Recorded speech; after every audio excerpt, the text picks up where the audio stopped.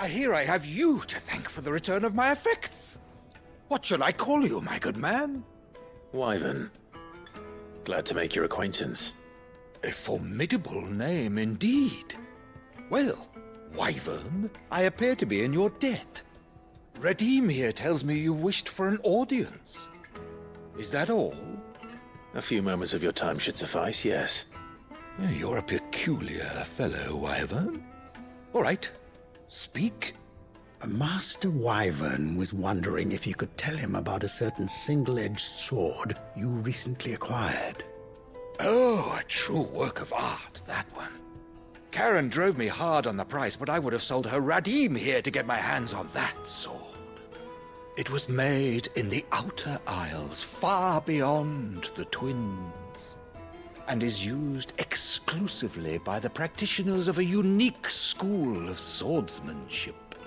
They believe no combat should ever exceed a single strike, and hone their blades to such perfection that none ever does. Each sword is made for that one perfect stroke, and for that stroke only. They crack upon a second blow. There's a brutal sort of beauty to it, really. But how do they hone such an edge? Fine question. Why, they use a whetstone, of course. Whetstones, rather. A whole array of them, ranging from the coarse to the fine. 10,000 licks with the sharpening stone, then 10,000 more. But it is the final stone which lends the blade its legendary sharpness. A mineral quite foreign to this great realm of ours. And that is the key. The secret ingredient. Wyvern, it occurs to me that my little lecture is hardly equal to services rendered. Take this, together with my regards. The very stone of which I spoke, far rarer among collectors than even the blade itself, and a far more fitting payment. Thank you. Pardon the intrusion, my lordship. However, it is long past time we prepared ourselves to depart. So it is. I am locked in bitter competition with a rival collector of curiosities. I am one step ahead of the unscrupulous scoundrel, but he is hard at my heels. Are there many other collectors out there? Too many to count, but only one do I consider my nemesis. Lord Byron Rosfield. And is a perennial thorn in my side. I can imagine. Farewell, Wyvern. May our paths cross again. Radim, we mustn't dawdle.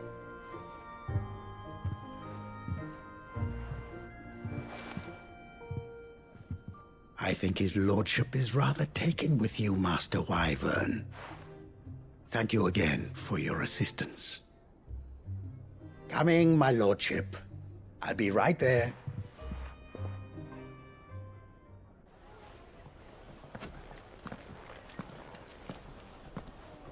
Trust Uncle Byron to find such an interesting rival.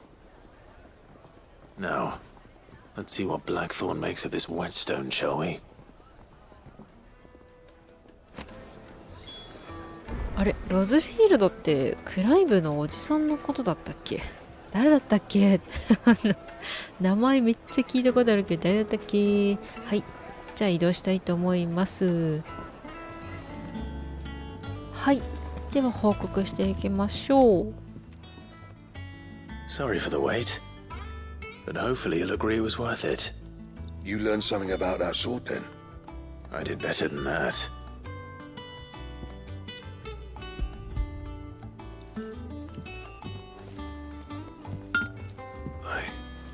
Whetstone? Yes. But not one you'll find anywhere in Valisthea.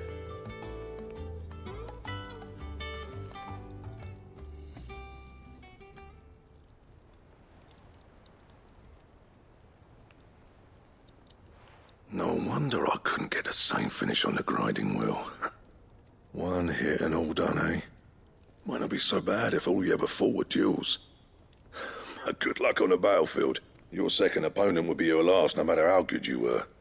Even so, is there some way it could be used to give the curse breakers an edge? I think so, yeah. With this whetstone and the right kind of steel, I could probably even make a twin of the blade that rattled me. But there'd be no replacing this little rock once I worn it down to a sliver. I reckon we get a dozen swords from it, if that. Swords that the curse breakers wouldn't know how to wield properly, and that would see them through a single fire piece. Nah, no point trying to copy that thing. Be about as much use as a wax anvil. But finishing our blades with a whetstone this fine, now that's something to consider. And what's finer than fallen masonry, eh? Or more hard-wearing, for that matter. Just imagine it.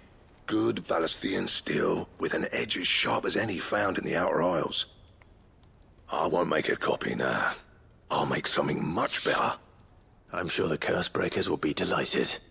Just don't push yourself too hard. Don't you worry about me, sunshine. I've been working day and night since I was half your age, and I'll still be here when you're long gone. Hey, thanks, Clive. I mean it. I owe you one, August too.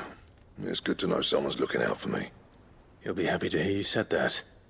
And I'll see that my debt to you's paid. First new blade I make's got your name on it. You come and find me when you've got the materials. All right. I will. ほう、とっておきの武器とは何のこと？気になるね。エクスカリバーの書。エクスカリバーってもういかにもって感じですね。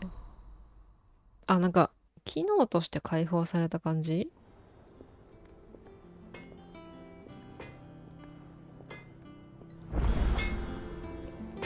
どういうことだ？話しかけよう。Clive? What do you want? 何？エクスカリバーの刃、どこ？あんの？あるね。やっぱここら辺の紫系がレア度一番高い感じか。グリマルキンの毛皮、ボムの魂。なるほどね。ボムの魂はボムだろうな。そうか、そういうことね。はい。じゃあ次のね、目的地移動したいと思います。着きました。話しかけましょう。あ、イサベル、久々だね。Milady, I come bearing gifts. Gifts? Whatever is the occasion.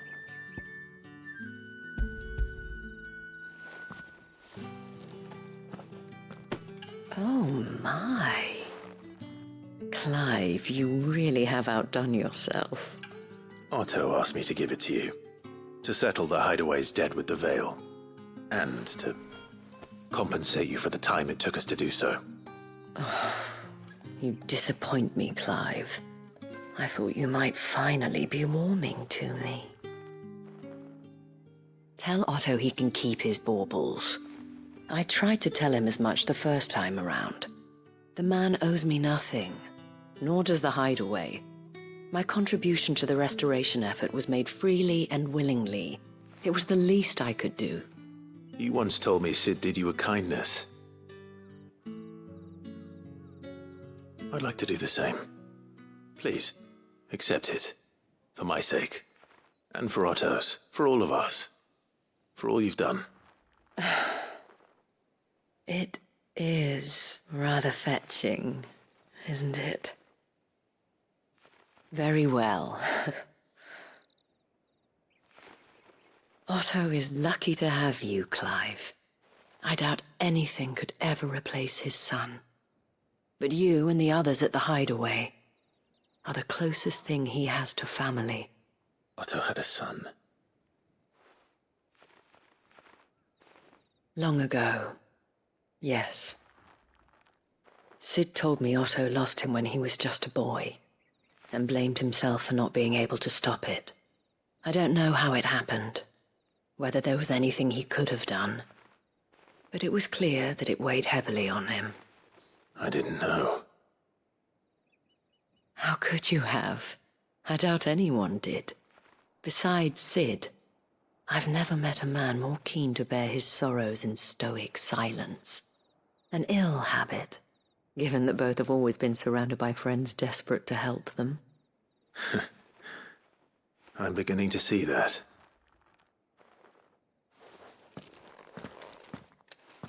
Go will want to know the stones were delivered. If he's still with us.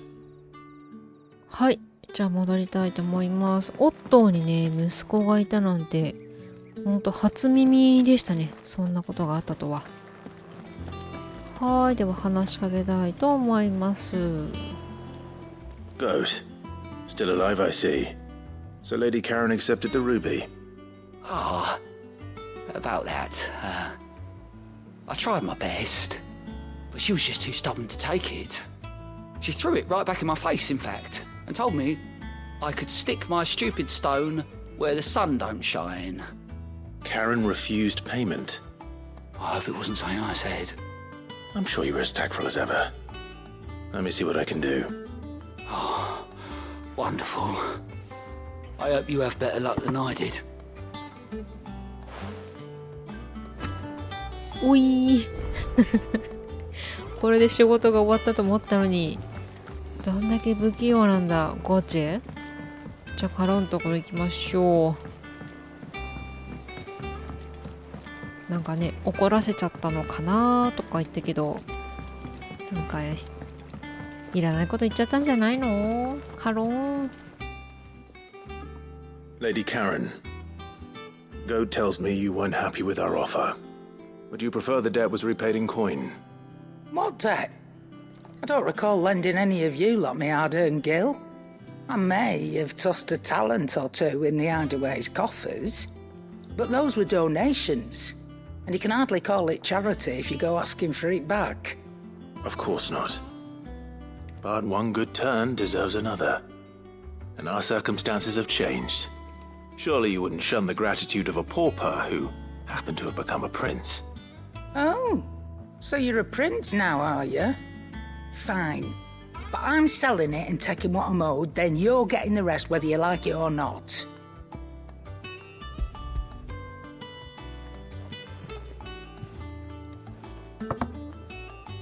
Where'd you even get this? A decent trader might nab 1,000 talents for a star ruby. A canny one, meanwhile, might claim it were nicked from the belt of Sid the Outlaw himself and ask twice as much. Might be I already have a buyer in mind. Might be you even know her. A fine continental maid whose beauty's only eclipsed by a guile in commerce. You wouldn't mind, would you? Not at all. Just be sure to tell her that it's always a pleasure doing business.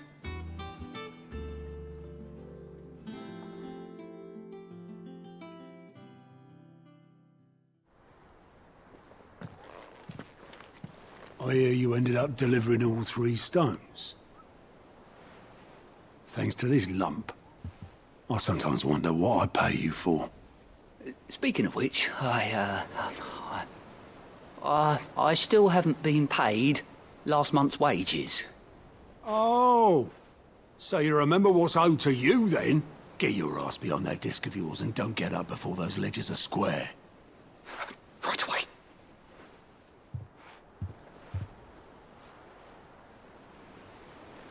I've seen that before. You have, yeah. Plenty of times. It was the only goblet Sid ever used. Either out of habit, or because the filthy sod couldn't be bothered to find a clean one. I knew so little about him. Like most people. Martha and the Dame both seem to have fond memories of him. I bet they do. How long did you know Sid before he... Before he died. 20 summers, give or take. Back in the day, I was a purser on a trade ship, which is where I met him. He bought passage to... I forget where. And having nothing better to do on the long nights, We set up drinking Island rum till the morning bell dragged me back to my duties. Quit my post not long after that, on account of making a fine maiden's belly fat. But me and Sid stayed close, promising we'd one day sail the seas again. That was before fate stepped in and said she was having none of it.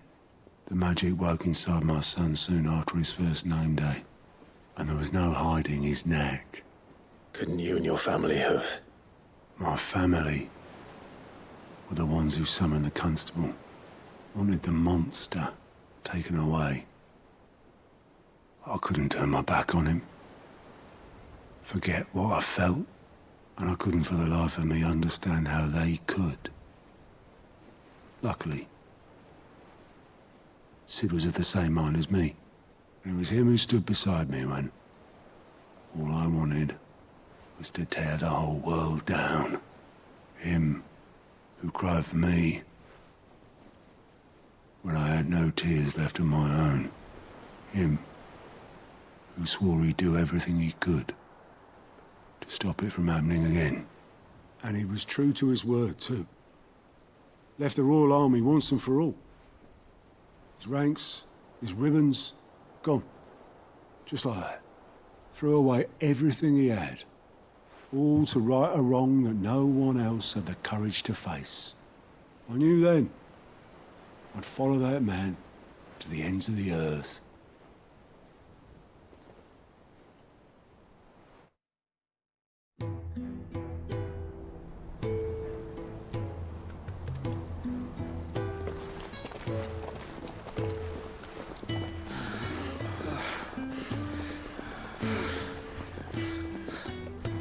He was always too clever for his own good, was Sid.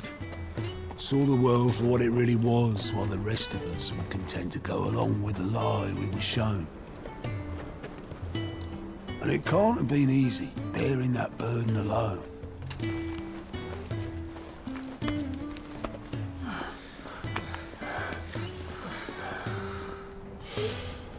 But he didn't let it stop him.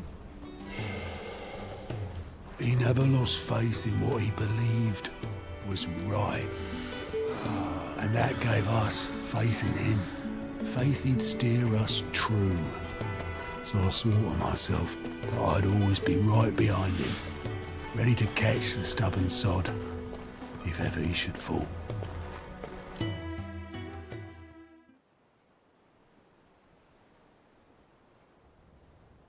But I couldn't even do that.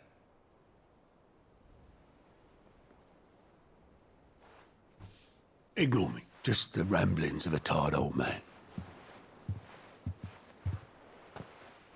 Leave that lot. I'll tidy it up in a bit.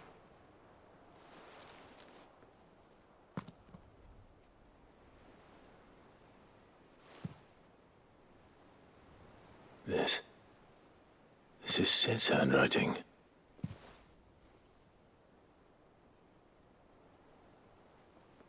Dear Otto. I may be drunk, but I wanted you to know this place would be fucked without you. Love you, you grumpy old sod.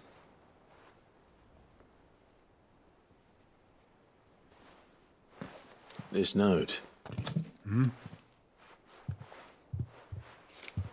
What about it? Sid was right. Without you, we'd all be lost.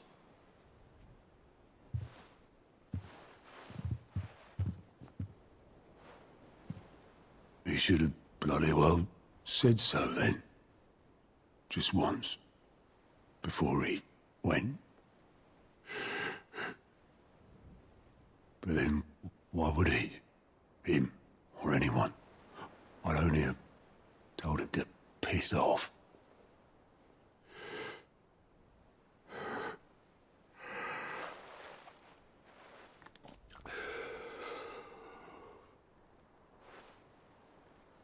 You're wrong, though. Both of you. It was never just me keeping the hideaway afloat. It was all of us. I just shove people in the right direction, and I barely seem to be able to do that anymore.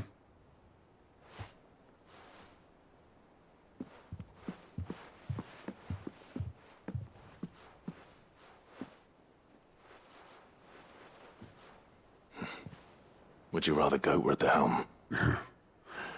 Well, maybe I've got a few more years left in me. I'm going to hold you to that, Otto. Before you go, Sid would have wanted you to have this. But that's... This'll do me just fine.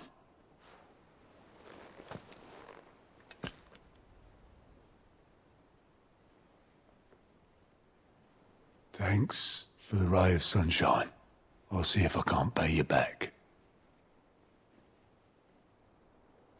Already have.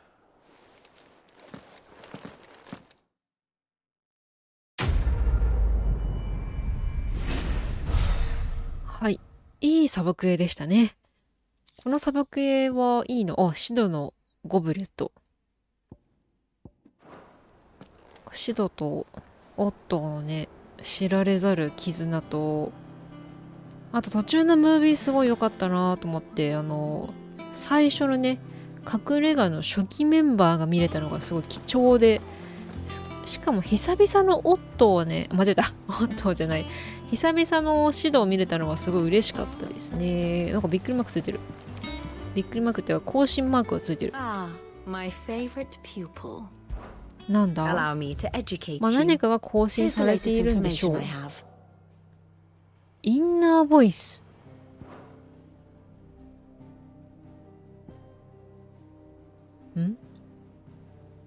インナーボイス。ちょっとよくわからないな。Study it well, Clive. The state of the realm is ever changing, はい、 Clive. じゃあ残すはリスキーモブだけかな。